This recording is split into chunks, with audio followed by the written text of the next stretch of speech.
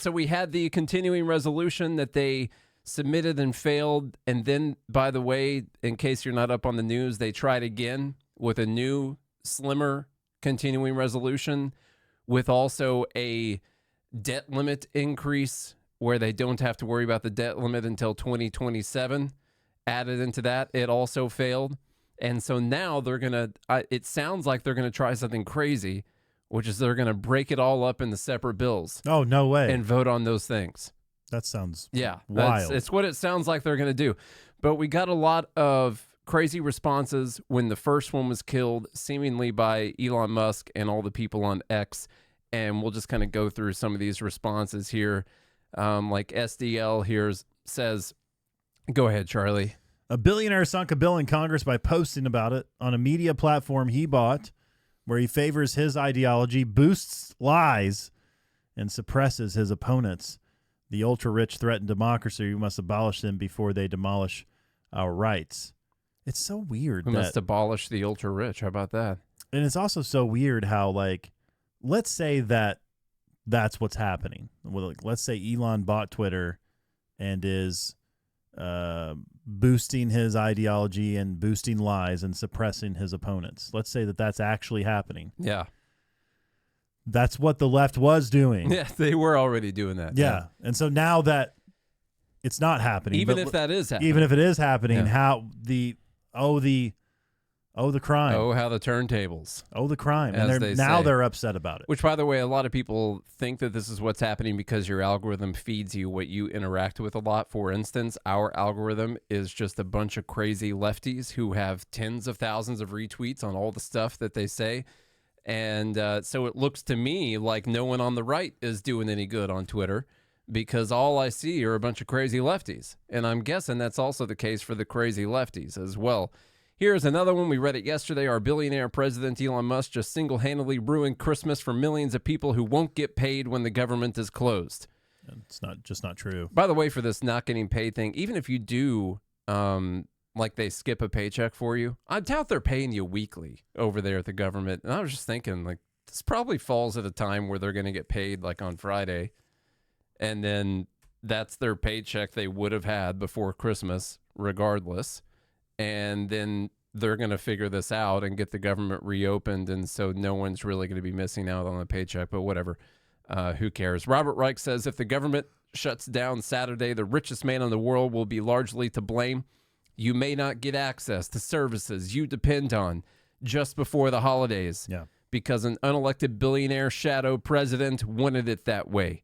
If this isn't oligarchy, I don't know what is. So he doesn't know what that is. See, we don't tweet like that. That's why we don't get viewed just very say often. the dumbest stuff you can think of. You know, my family, we canceled our plans to Yosemite because we assumed the gates would be locked. Yeah, they'll be locked when you get there. They have to close that down. I can't think of any other service that anyone would need. That's going to be closed. I went through all the stuff that's going to be like. Unfortunately, the TSA is still going to be there to molest you when you go to travel over the holidays and all that. So that, like, I don't even know what they're talking about anymore. Yeah. You know, Maxwell Alejandro Frost says an unelected billionaire was crowned co-president by the Republican Party. They've given him the influence to make a damn post that throws a spending bill into limbo because House Republicans are scared of him. No greater example of oligarchy where the ultra wealthy run the show. That's actually not the definition of oligarchy. I did look it up earlier, but Representative Don Beyer says the richest man in the world says he wants to shut down the government, forcing millions of American workers, including our troops, to go without pay through the holy days. Republicans are following his orders. This is insane. Guys, we've done this so many times before with the shutdowns, you know. Well, there's been like 30 shutdowns in the last like 30 years or so. Everyone's fine. Everyone's going to be fine. We'll go on to the next one because we have a lot of stuff here. This one's especially fun. Kyle Kulinski, who's going to make an appearance also later in the show, says the deal Elon killed had $190 million in funding for a child cancer research program. Now it's out. And I love this. We get community notes on it. This was introduced as a standalone bill that passed the House and is currently waiting in the Senate. Where the Democrats have control. Where Democrats have control. This was passed in March by the House. In March. And it's just sitting there in the Senate, which is controlled by the Democrats, and they haven't brought it up for a vote. It's still sitting in committee. Now, I wonder why they would wait and stick it in this continuing resolution at the end of the year. So that people can say stupid stuff so they like can this. say that. That is why. Now, what's Costco great is... has a good example here, that he posted in the live group that says, bill that includes feeding puppies and injecting orphans with heroin. Republicans vote against the bill. How could Republicans want to starve puppies? That's good. So that's why idiots like Kyle, how do people that are this dumb make money and get a microphone? Because it's just he's even got a microphone in his handle. Yeah, I know, it's right there. He says it gets even dumber from this because Elon calls him out on this. Actually, Libs of TikTok does, and then Elon retweets Libs of TikTok. And Kyle responds. Now, mind you, this community note has a link to the bill that was passed by the House. And it says, passed by the House. And it's sitting in Senate committee right now. Okay, it's right there. All right. And I went to it. I went and found it. There's a screenshot of the bill. It passed the House. And as of March 8th, 2024, read twice and referred to the Committee on Health, Education, Labor, and Pensions in the Senate. And that's where it's at right now, which is controlled by Democrats. Okay. Kyle says, you're lying. Own it. Elon Musk. That's the response. You're lying. Yeah. This is the bill right there. It says it. Right there, it says it. And his response is, you're lying. You're lying. And that's how you get a punchable face. Oh, my God. So there was crazy stuff included in the bill, which we talked about yesterday, extending the Global Engagement Center for a year, immunity for the vaccines. Even once they add it to the vaccine injury table, you won't be able to go and get compensation for any potential injuries that may have occurred from the extremely safe and effective COVID vaccines, YouTube. But you won't be able to go and get any injury compensation for that in that bill. So that's all done. Redefining homeless children to children experiencing homelessness, low-skilled adults to adults with foundational skill needs, criminal justice defenders to justice-involved individuals, all super important stuff in there. Hakeem Jeffries comes out and says that you might not be able to visit your family for the holidays because of this. And you can just say things. It doesn't really matter. But if they're true. This is him saying things right here. Holiday travel will be impacted. The ability of everyday Americans to visit their family, their friends, their loved ones will be impacted. He's talking about COVID restrictions? Is he talking about when they shut down everybody's life? No. Oh. No, that's not it. No, this is this government shutdown. That, like when you couldn't go to your wife's funeral? Yeah. Because of COVID restrictions? Mm-hmm. You couldn't have a family meal? No. This is the impact that people are worried about, not being able to go see their families for the holidays, which, by the way, even the Washington Post says, yeah, you're still going to be able to fly. They're still going to be there. Air traffic controller is going to be there. TSA is going to be there. There might be a couple thousand people that are deemed non-essential, but everyone who's essential is going to be working. They might go without pay, which, as I said earlier, it depends on what the pay period is. They're probably getting paid on Friday anyway. And so it's not like they were today anyway. And so it's not like, oh, I was supposed to get paid on Monday too, but not a government shutdown like that. That's not how it works. So no, this is not an issue. So will you still be able to fly? Will the TSA take longer? Maybe, but almost all of them are still going to be working. And that's if everyone who works for the TSA is working during this time. There would be 3,000 fewer TSA agents, which means less sexual assault happening as you try to fly. Less groping. Yeah, less groping happening. But then we get the other CR, the one that they voted on last night. Okay? And so Donald Trump came. So that was dumb bleep number one, the original reactions to the original CR getting knocked down. Number two, Donald Trump decides, well, if we're going to have this CR, most important thing is that we get rid of this ridiculous debt ceiling. Maybe terminate it altogether, but we at least have to push it back until 2027. And we talked about one of the hesitations of voting for Trump is the fact that he's a big spender. Yeah. And he proves it in his first term. So the thing is, and I get it. I tweeted this out earlier, not this, but I get it. They want to do tax cuts. And the way it works is if you do tax cuts and you don't reduce spending at the same time, then technically the first debt goes up. The first year or two, at least, like, because you could say, well, if you lower taxes, you'd still take in the same amount of money or more. It just takes a couple of years for that to happen. But the first year or two, when you do that, it's going to have much bigger deficits until those things filter out into the economy, okay? And so I get it. They want to do the tax cuts, and they know it's probably going to add to the deficit and the debt when they do it.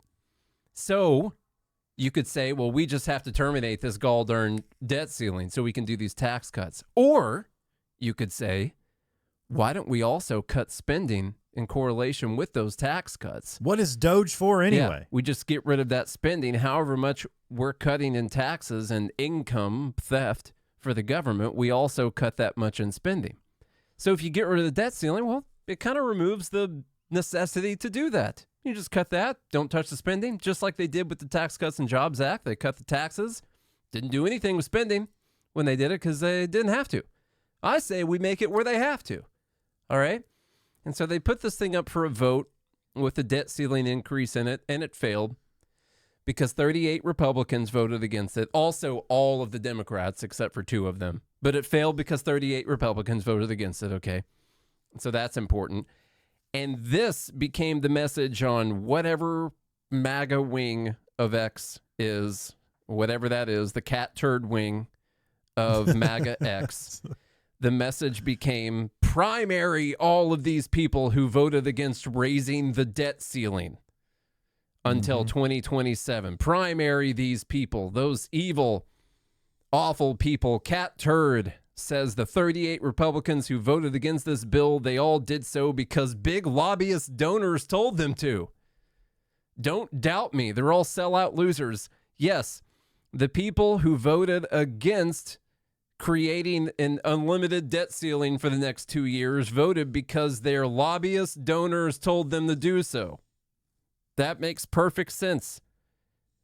Cat feces. It does.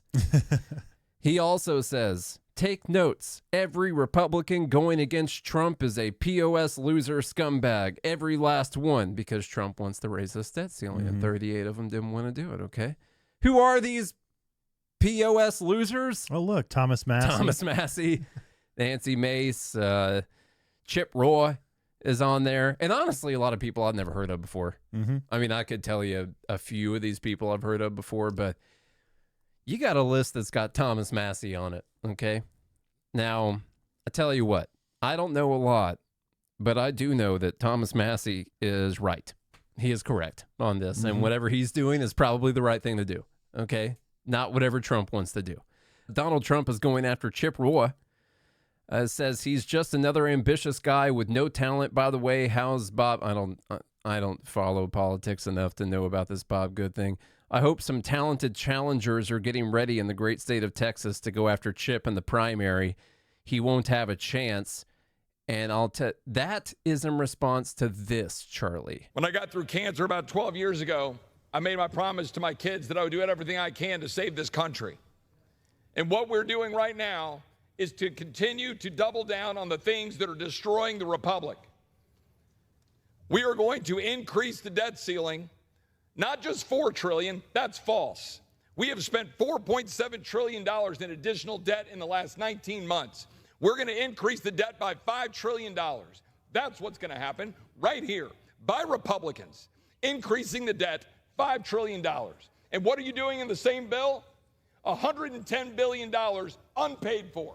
Because you never have any ounce of self-respect to go out and campaign saying you're going to balance the budget, and then you come in here and pass $110 billion unpaid for. On top of the $200 billion you did for WEP, you guys won't agree with that, but the fact of the matter is $330 billion. Congratulations, you've added to the debt since you were given the majority again on November 5th. It's embarrassing. It's shameful. Yes, I think this bill is better than it was yesterday on certain respects, but I can't even explain to you how much of a POS this guy is. Just terrible. Just terrible. Wow, this guy is standing on principle. What an awful guy. He's just an ambitious guy with no talent. That's what I would say he is. That's a great point right there. He's got a 100% Liberty score from Conservative Review, Chip Roy does. Thomas Massey laid out what should be the most obvious, easy thing, and it sounds like they might actually be doing this, which people are going to be upset about. But he says this isn't complicated. Separate the bills and vote on them individually. One vote on the clean CR, one vote on the debt limit, one vote on disaster relief, one vote on the farm bailouts. That's it. You just vote on those things. You know what people are worried about? They're not going to get some of those things because people don't want them. Yeah. That's why they cobble it all together and hold everyone hostage at the same time. Oh, God. But they might be doing it. So back to Catturd, who's talking about these sellout losers and these POS loser scumbags who are going against Trump because Trump wants to increase the debt ceiling. The debt limit must go up. And these stupid Republicans, they are holding their principled lines and they won't do it. That's him posting about the debt ceiling. He also says, if you already stand against Trump, you stand against us. If your weak ass is already folding like a cheap tent, you don't have the balls or strength for the fight ahead. The Catturd army understands this. We've been here since the escalator ride. F around and find out. I got to tell you, I wouldn't want to be a part of an army of feline feces.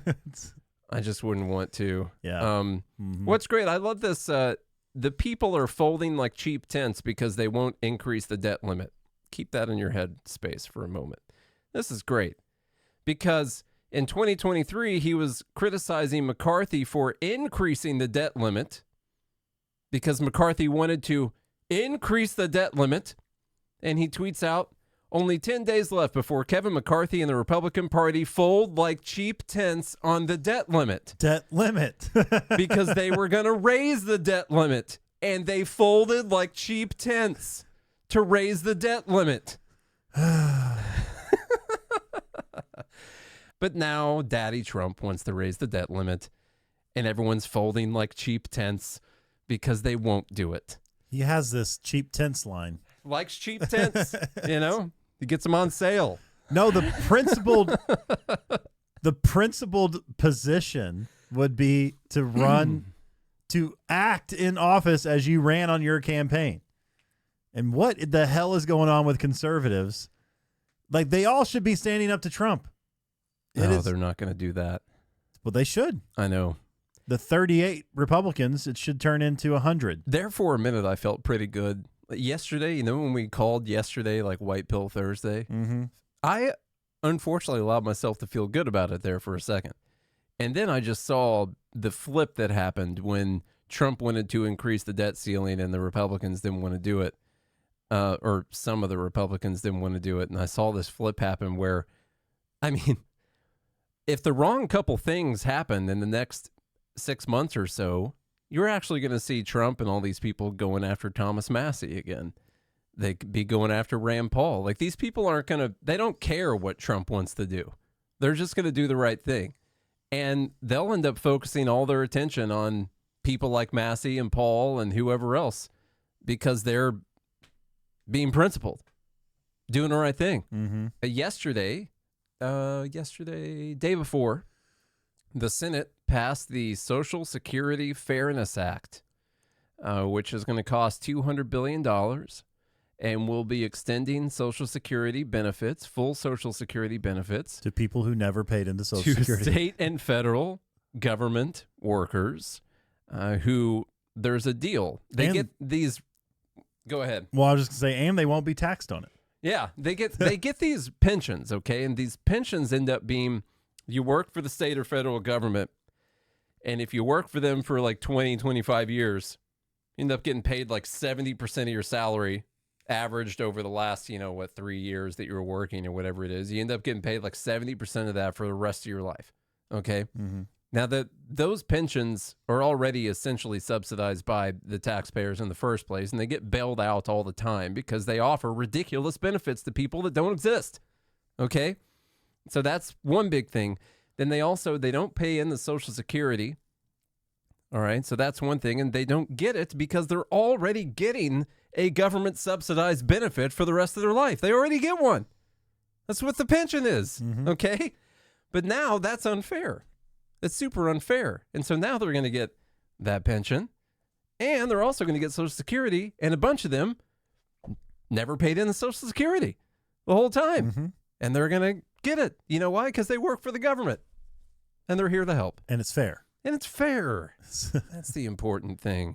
Number 4, Dan Crenshaw, Texas. All right, so he was getting called out for wanting to get pay raises in Congress, and he's been called out about his stock trading, because people in Congress, it turns out they get that $174K a year, and then they're also worth millions afterwards and end up making a bunch of insider trading moves. And he had a bad night or something. I don't know what happened, or he had a good night. He could have been just hammered drunk. I'm not sure what happened, but he's responding to this thing from the Free Press, which is a pretty good news outlet on most things. They say, DC sources tell me that Dan Crenshaw is spearheading the effort to get a pay raise for Congress. Last week, when he was asked about his stock trading, Crenshaw whined that members of Congress haven't had a pay raise since 2009. Crenshaw responded with, "Yeah, or maybe you're a effing lying piece of shit because I'm not even on the yes list for the whip team, never have been, but hey, whatever gets you pathetic bottom feeders, your clickbait effing incels." So that's good. We have kind of broken through where people, elected officials, can start using dirty words now. You know? Have you noticed?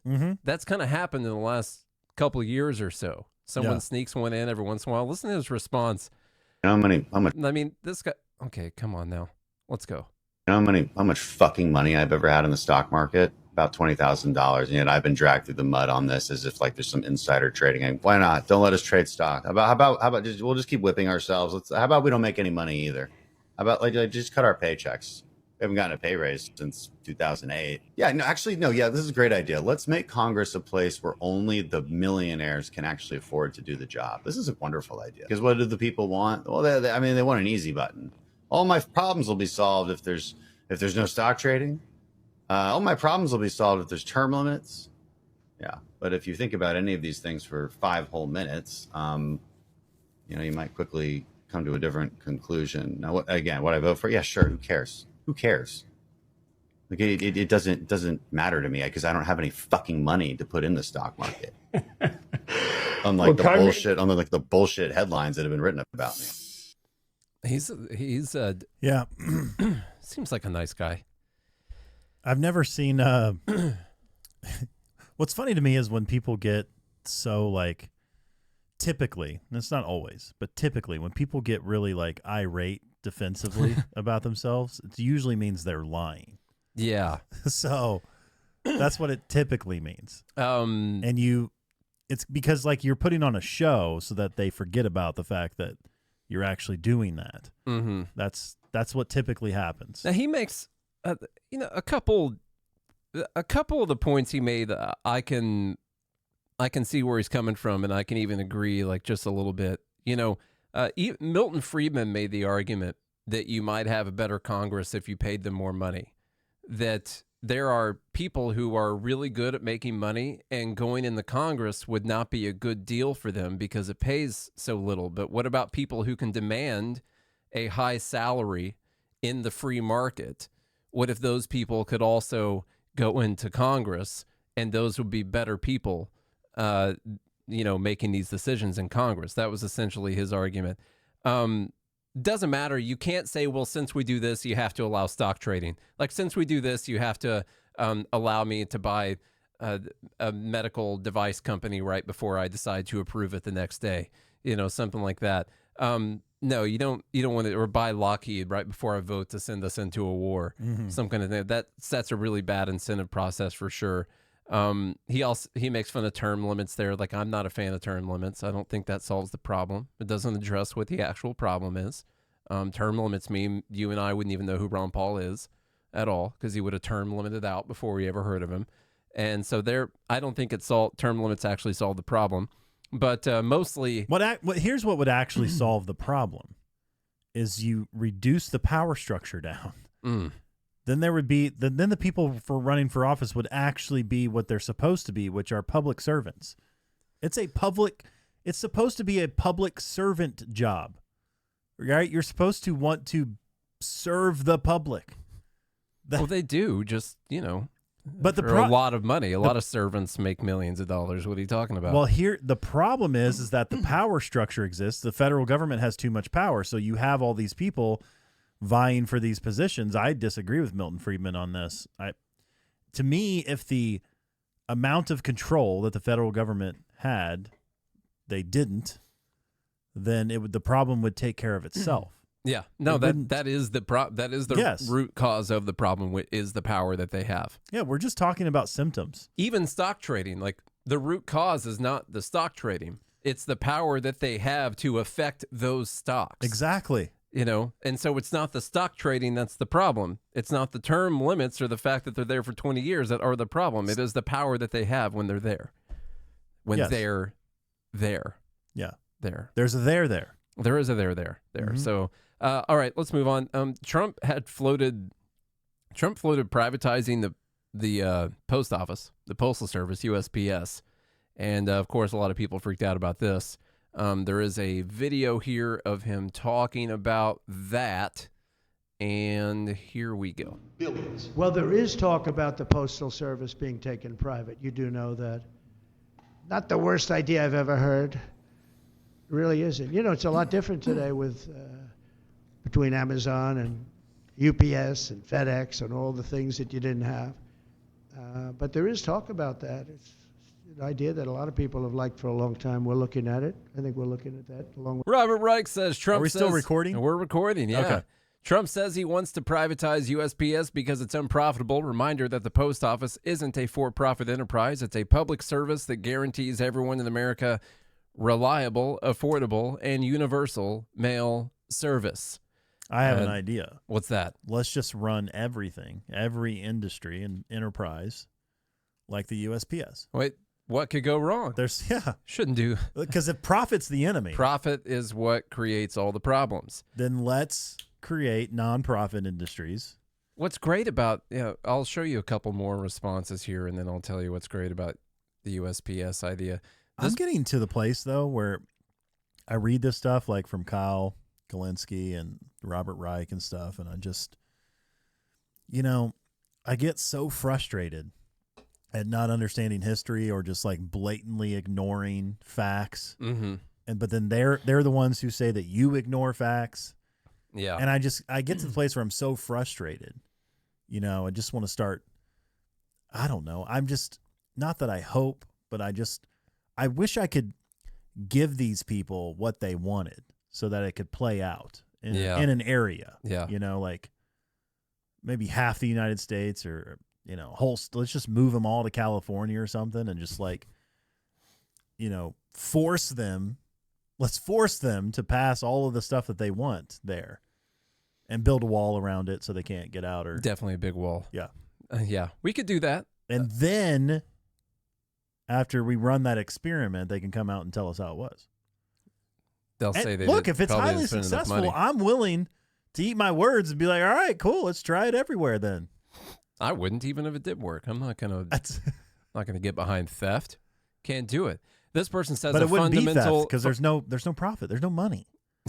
But the way that they do that is by stealing money from the taxpayers to pay for it. That's the funny part. Like, people think they get really cheap, universal, public good mail service from the USPS that's cheap and affordable, but they pay for it still. Even though they charge you like a cheaper rate, you still pay for it because taxes still pay for it. Like, they still have to borrow money for it. It's down, $5-10 billion a year or and whatever they still it is run a costing. deficit. Yeah, they still run a deficit. It's still, they run off of the income they take from the postage and all that, but then they run a deficit, and they gotta take that money from somewhere. Where they get it? They don't. They don't do it by raising all the rates and all that or being more efficient or anything. But what I'm saying is, in Robert and Kyle's utopia, there's no profit, there's no money. These things just exist. According to them, just there. They're just there. This person says the USPS does not, quote, lose taxpayer dollars. But even if it did, so what? Okay, it literally loses taxpayer dollars because when they run a deficit, where do they get the money from? Where does it come from? You. Taxpayers. That's where it comes from. Okay. Y'all don't want to pay taxes to feed kids. You don't want to pay taxes so people can have medicine. You don't want to pay taxes for functioning mail service. What the F do y'all actually want your taxes to do? Stop existing. That's what I want them to do. I want them to Epstein themselves. That's what I want my taxes to do. Yeah. Okay. I want Webster to remove the definition for tax because it's no longer a word. Because it doesn't exist. That was number 5. How about number 6, right fast? Donald Trump says the Republican Party will use its best efforts to eliminate daylight saving time, which has a small but strong constituency, but shouldn't. Daylight saving time is inconvenient and very costly to our nation. Well, this is one I can get behind.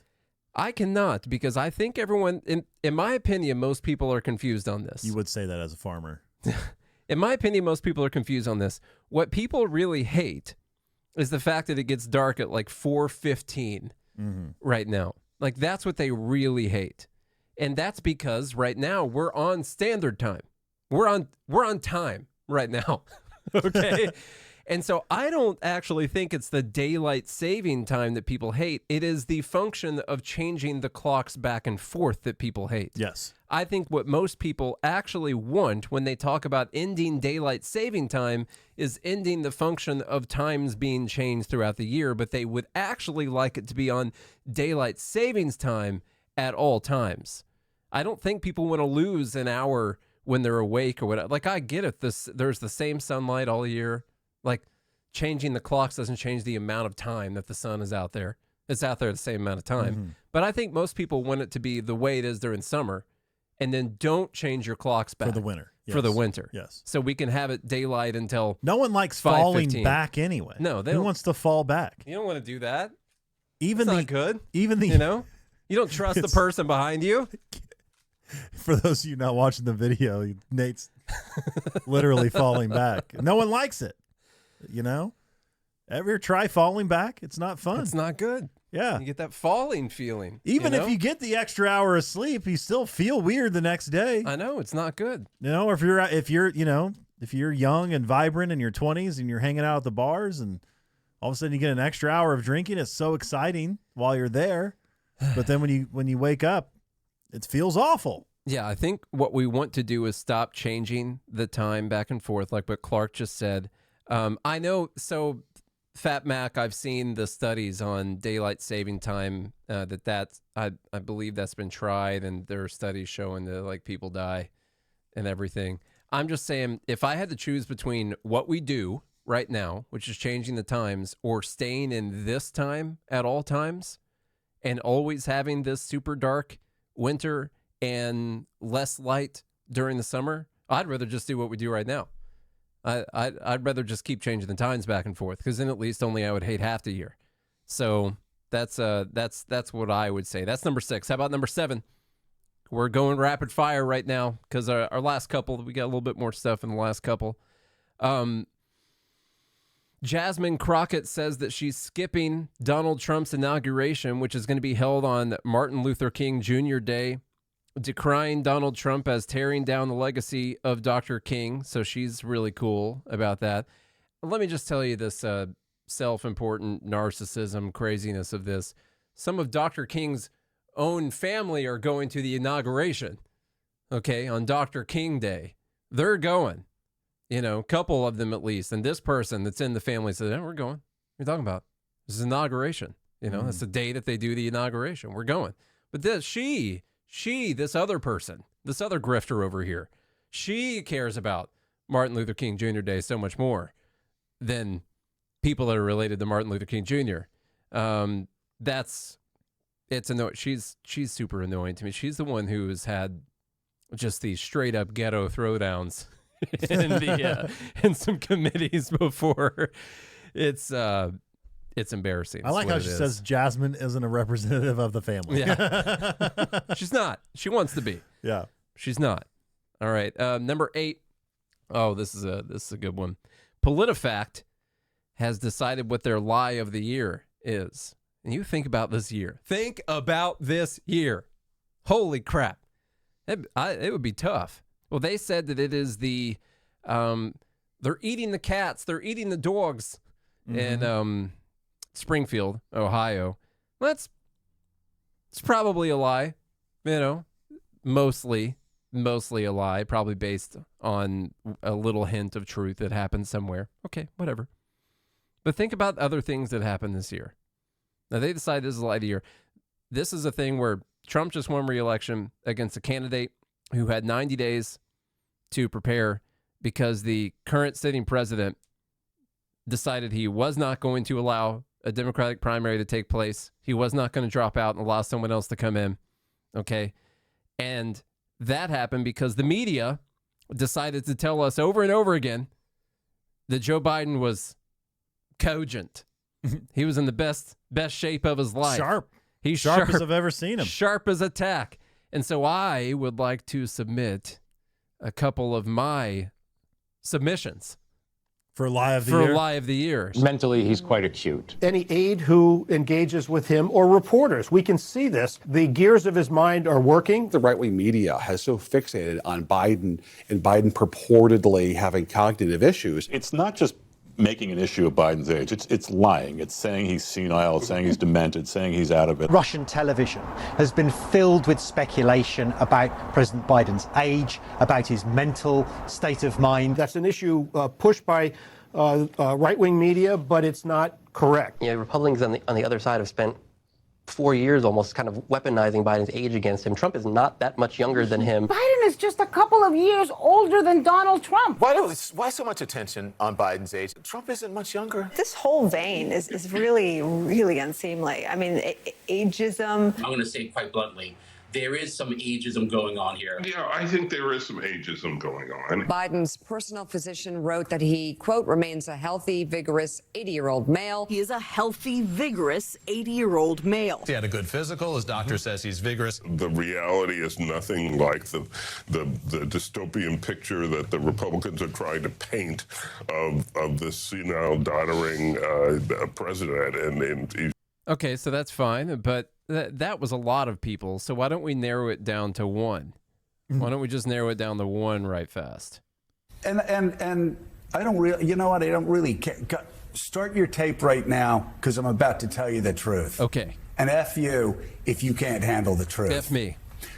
This version of Biden, intellectually, analytically, is the best Biden ever. Not a close second. And I've known him for years. The Brzezinskis have known him for 50 years. If it weren't the truth, I wouldn't say it. And you read the New Yorker interview. How can these people say this make a with huge straight difference face? in Oshkosh. But if you, or the Upper Peninsula of Michigan. But if you want to know the truth, if you really give a damn, if anybody out there gives a damn about the truth, read that interview. And you'll sit and read through that and you go, oh my God. There's just no comparison between Joe Biden and Donald Trump. Historians will look back and they will say, why was this race close in February? It's so good. I just sent you a TikTok video. It's so fun to look from back. the Daily Mail. Yeah. Talking about how this was a lie. I don't know if you pull it up real quick. The report claims there's been a deliberate cover-up of President Joe Biden's declining health, dating all the way back to his days as Barack Obama's VP. According to the report by the Wall Street Journal, the White House intentionally hid Biden's diminishing health by hiring him a vocal coach, putting other officials into roles usually meant for the president, canceling critical national security meetings on Joe's bad days, and avoiding calls with other politicians. But despite efforts by his aides, Biden's struggles became hard to ignore, especially after special counsel Marshal Robert Hur's investigation last year. Hur found Biden forgetful and frail at 81 years old, ultimately deciding not to press charges over classified documents found in his garage because he thought Biden would come across to a jury as, quote, a sympathetic elderly man with poor memory. The report says that Biden even struggled to repeat lines fed to him during interview prep. And insiders say the real power lies with his 3 closest advisors, who are dubbed the Biden Whisperers. The Biden Whisperers, I like that. So there's a report that the Wall Street Journal released, I'm seeing it now, that they knew about this when he was vice president, and they actively covered it up. Yeah. And then the media, as we just played for you, continually gaslit the American people. But we all saw through it. We talked about it on the show all the time. We saw right through it, and we called out the gaslighting as it was. And to me, it just blows my mind. You have this many people, millions of people, who still believe or believed that he was just fine because of the ways in which they covered up his obvious mental decline. Yeah, I don't know how many people actually believe it, or they just feel like they have to say it because it supports the outcome that they want. Or they're getting paid to say it. Yeah, or they're getting paid to. Yeah, a lot of people, I guess, did think he was fine. I guess the debate was just too much for people to lie about anymore. That's where everything really changed, which is probably why they scheduled the debate to happen that soon, because that at least gave Kamala Harris a few months to raise $1 billion and all that. Let's go to whatever number we're on right now. It's Kyle Kulinski talking about Joe Rogan and why Kyle has decided to become the Kyle that we're seeing on Twitter right now. Earmuffs and stuff. I think we're past that point in this episode, but earmuffs and all that. Then you're fake independent media. You're not real independent media. And I'm now going to war because what we saw is a lot of these people like Joe Rogan, I was there. I was on his show 4 or 5 times. He would sit there and nod in agreement when I would make anti-Trump arguments and arguments in favor of a left-wing worldview. Then 3 weeks later, Ben Shapiro would come on and say the exact opposite of me on every issue, and he would nod along in agreement, right? And so at some point, you got to call a spade a spade. You're not independent media, and you're clearly just a vibes-based voter, right? You cocooned yourself in this right-wing echo chamber. Wait, first off, I have to say his initial argument for not being independent media is that he agreed with someone on the left, and then he agreed with someone on the right. That's not independent. And he's like, that's not independent media. Also, he doesn't really... If you actually listen to Joe Rogan, he doesn't really agree. Yeah. I wouldn't call it agreeing. He would just say, like, he says things like, oh, that makes sense. Yeah. Or I can see how that works.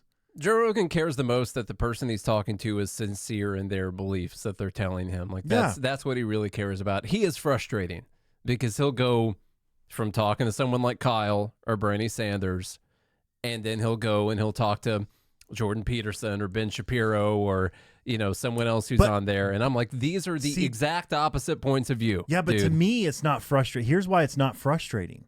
Because what he does is he allows the person to get their point of view across and asks them questions to get their point of view across, and then the audience can decide. What I like about Joe Rogan the most is he doesn't really take sides. Mm-hmm. Now, of course, he actually did endorse Trump right before the election. He invited Kamala on the show also. Yeah. That seems like kind of independent media, Yeah. So and what Kevin says here, he's just listening. Like I agree. I think now there are parts where he does seem to agree, but I don't really think it's an agreement. And I've listened to Joe Rogan for a long time. I really think he's just trying to get the information out of the person as much as they possibly can and then let the audience decide. Mm-hmm. He doesn't try to and he's not afraid to ask you gotcha questions or whatever. He's not afraid to push back. I find that to be not frustrating. I find it to be because he's not pushing the speaker down an agenda. Yeah. At all. He's just asking inquisitive questions. Let's hear some more of his comments about Rogan and people on the right and all that. Where you got right-leaning UFC people and right-leaning comedians, and Dana White, his boss, is super right-wing and loves MAGA. He put himself in this echo chamber. COVID helped to break his brain. And then look at that. Yes, he goes COVID full broke MAGA. his brain. And you know what? That makes me look like a jackass because I was the one going in there, taking him at face value, acting kind, holding his hand and walking him through it like he was a toddler on these topics. And then, wow, in retrospect, would you look at that? You completely flipped. I mean, we were defending him, unfortunately, way too late, right? When people were already on to, I don't know, man, you're saying a little bit more right-wing things here. And we would be like, well, no, look, here's a compilation of all the times Joe Rogan said base things. He argued for universal health care. He argued for free college. He argued for higher minimum wage and this good thing and that. And I would show that compilation and go, see, I don't know what you guys are talking about. But guess what? When you decide I'm going to endorse Donald Trump after he lied to your face relentlessly for the entire podcast, telling brazen lies, then I'm sorry, all the charity is gone, all the sympathy is gone, and I have to come to a different conclusion now. My conclusion of you could hold these people's hands and walk them through it and talk to them like they're reasonable and work it out. It just didn't work. It just didn't work. And that's why you see a much more bold, aggressive style out of me where I'm like, fuck these people and the horse they rode in on, because if what I did before didn't work, okay, I got to try a different approach now. So if it's just call these people the fucking frauds they are, well, then guess what? We're going to call them the frauds that they are. But don't be... You know what pisses me off about this the most? Just the condescending. Yes. I held your hand and walked you through it and explained it like you were a toddler. Listening to my ambivalent, college educated, I have this all figured out. Mm-hmm. And because I have it all figured out, I was able to explain it to you like you were 5, and I cradled you in my arms, Yeah. And you still didn't get it. And since it didn't work, and it's F you guys. It didn't work because that's how dumb you are. You're dumber than I thought you were.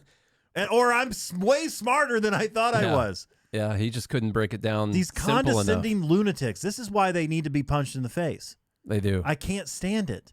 But then they'll turn around and accuse you of being the ones who are condescending and intolerant and unbased. Unbased. This is what I'm talking about. I can't stand it anymore. Let's have a gunfight. It's not going to work for him because his new strategy he's taken it's not going to work. Like we just showed it to you earlier, where his response after showing like, oh, hey, the House already passed this bill, by the way. It was, you're lying. You're lying. Yeah. I'm just going to dig in.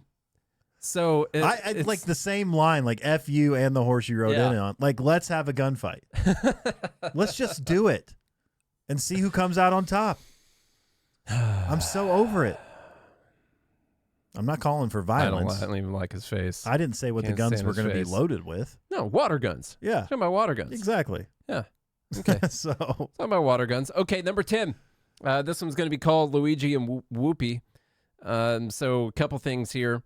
Grand jury describes killing of United Healthcare CEO Brian Thompson as an act of terrorism. I believe he did get charged with an act of terrorism. By the way, when he says, I did this to spark a political conversation and try to change things, you just said, I just did an act of terrorism. Yeah. That's literally what you said. Okay. Yeah. The guy. I also saw he's being charged federally and by the state. He's going to face 2 trials. Okay. And apparently that's a hate crime. He hates the CEO. That's not double jeopardy somehow. Huh. Which I find to be strange. Is it maybe just a backstop because they're worried that someone on the jury is going to decide to jury nullify this thing? I don't know. Huh. This guy responds with, he killed 1 guy. By the way, that gets 41,000 retweets. Terrorism doesn't have like a body count limit, by the way. It doesn't say like you kill X amount of people, that's terrorism. You kill 1 person, it's not terrorism. Okay? It's not the way it works. That did get 750,000 likes on this post. He killed 1 guy. Someone here says, this is a picture of St. Luigi right here. It says, funny how many Kyle Rittenhouse fans suddenly have changed their opinions on vigilantism. My God.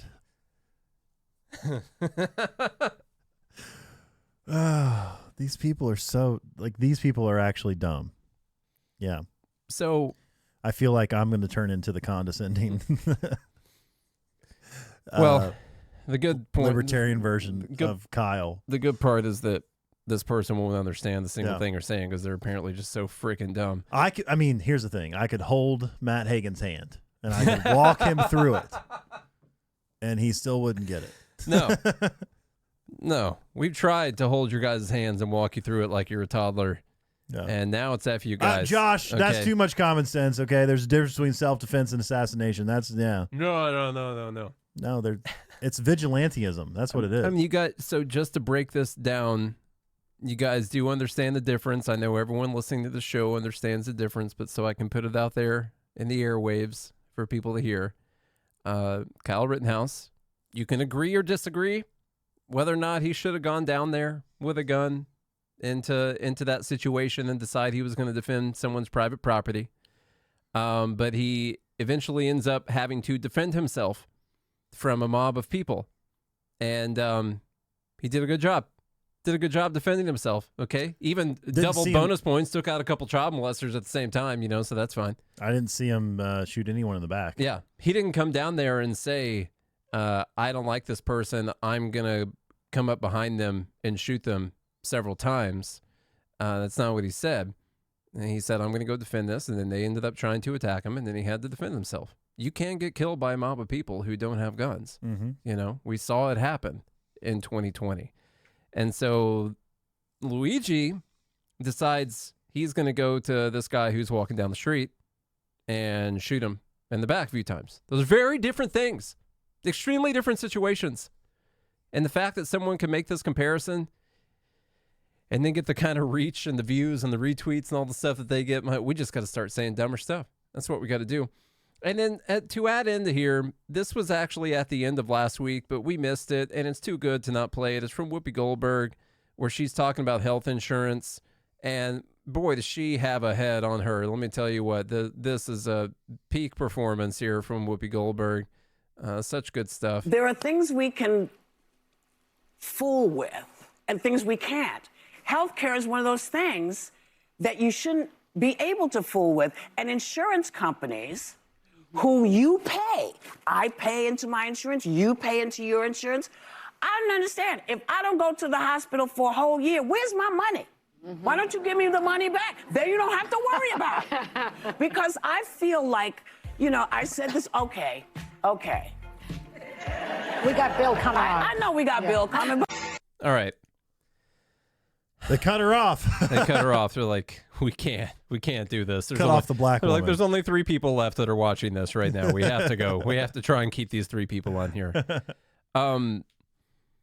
So I get, I used to make arguments like this back in my younger days, back in my F the system days. And I used to think, like, I pay these people all year and I didn't use any of it. I should get my money back at the end of the day. I'm sure a bunch of us have probably made that argument before without thinking about it.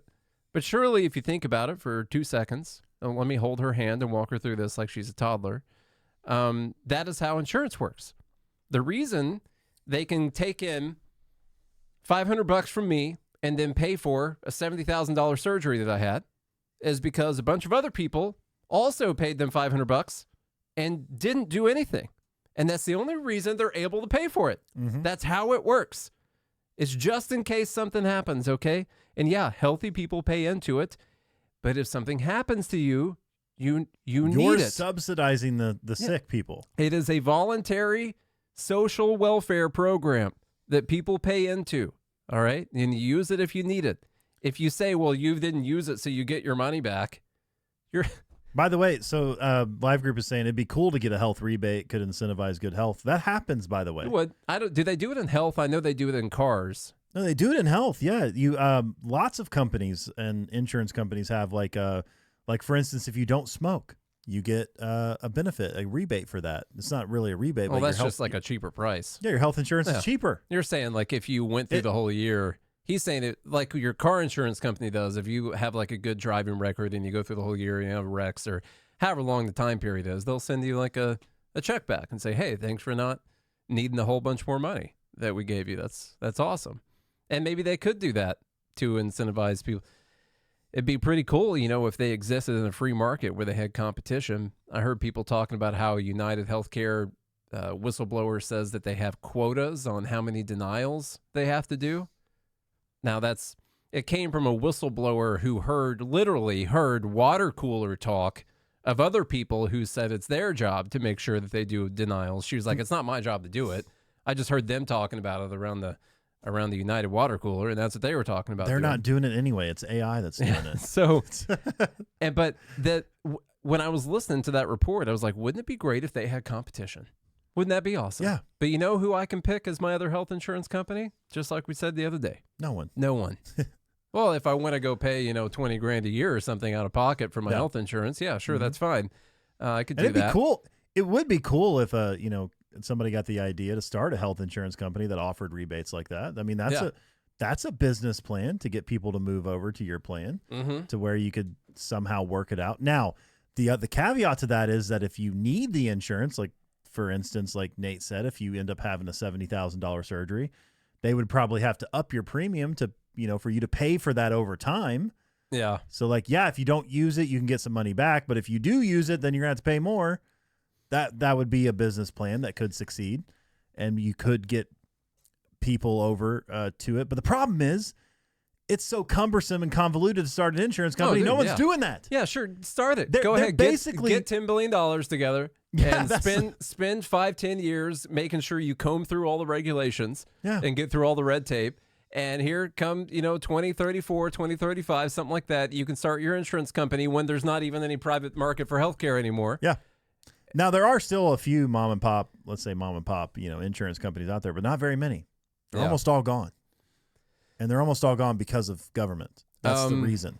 All right, dumb bleep number 11, last one. You might be confused as to who the dumb bleep is here. It's End Wokeness that is the dumb bleep. I saw this post going around. As soon as I saw it, I was like, what are you doing?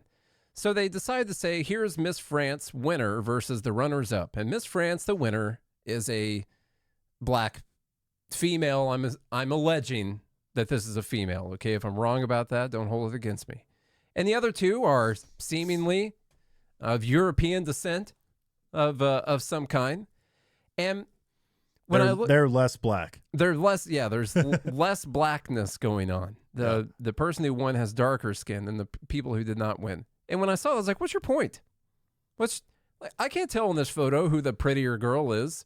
And plus, there's different standards for who's pretty anyway. Who's going to decide that? And different people of different backgrounds and ethnicities have different bone structures and different looks and stuff like that. And it's the only thing I could garner from this post was End Wokeness said, objectively, white people are prettier than black people. And therefore, the only reason they picked this person is because she's black. And that's the only thing I could come up with. And it turns out that's what everyone else thought too, because you see there's 12,000 retweets here. They got absolutely dragged on this, which they should have. Mm-hmm. Like, you can't just look at this person and say, "Oh, this is wokeness." I mean, why? Who's to decide that? Also, how did they do in their interviews? Yeah, we don't. I've got no context. I didn't hear the interview. No context here. How are they at all? How are they solving world peace? What was their answer? I didn't hear the answer. Yeah, to that.